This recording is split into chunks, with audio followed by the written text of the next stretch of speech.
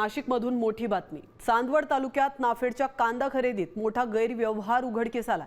दक्षता समितीच्या तपासात गोदामांमध्ये 3400 मेट्रिक टन कांदा सडलेला आढळला।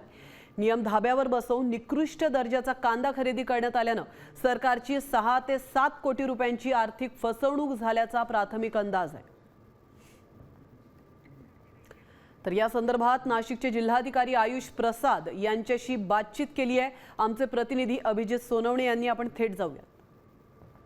नाशिक जिल्ह्यामध्ये पुन्हा एकदा नाफेडच्या कांदा खरेदीमध्ये मोठ्या प्रमाणात गैरव्यवहार आणि घोटाळा आढळून आलेला आहे। विशेष म्हणजे जिल्हाधिकाऱ्यांनी नेमून दिलेल्या दक्षता समितीच्या अहवालामध्ये हे सगळं समोर आलेलं आहे। जिल्हाधिकारी आयुष प्रसाद सर आपल्यासोबत आहे। नाही, याच्यामध्ये अजिबात नाही। तुम्ही मागच्या काही वर्षाचे इतिहास बघा, विभिन्न प्रकारचे तक्रार आले होते। आता ऑनलाईन सिस्टम झालेले आहेत, त्याच्यामध्ये मॉनिटरिंग सिस्टम्स इम्प्रूव्ह झालेले। सामान्य मुख्यमंत्री महोदयांच्या आदेशाप्रमाणे प्रत्येक खरेदी केंद्र, जो आपल्या जिल्ह्यामध्ये 39 खरेदी केंद्र आहे, प्रत्येक खरेदी केंद्रावर आपण एक दक्षता समिती नेमली होती। त्याच्यामध्ये आपली दक्षता समिती जो देवळा चांदवडच्या परिसरात होती, एक खरेदी केंद्रामध्ये काही निकृष्ट दर्जाचा माल आलाय असं तक्रार त्यांच्याकडून प्राप्त झाली।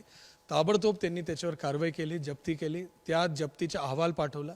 त्याच्यामध्ये जो लोअर ग्रेड कांद्याची खरेदी जो नाशिक जिल्ह्यासाठी विशेष बाब म्हणून त्यांनी सुरू करून दिली होती, ग्रेड URS जो आपण म्हणायचा, त्याची खरेदीला स्थगिती देण्यात आली। खरेदीमध्ये जो काही चुकीची गोष्टी झाली ते एकच खरेदी केंद्रात झाली आणि ते पण शासकीय यंत्रणेने ताबडतोब डिटेक्ट केला, त्याच्यावर कारवाई झाली। त्याच्यामध्ये आपण संबंधित यंत्रणांमध्ये केंद्र सरकारचे अधिकारी पण नाशिकला अगदी 2 दिवसात येऊन गेले। कॅमेरामन प्रवीण काळबांडेसह अभिजित सोनवणे, साम TV, नाशिक।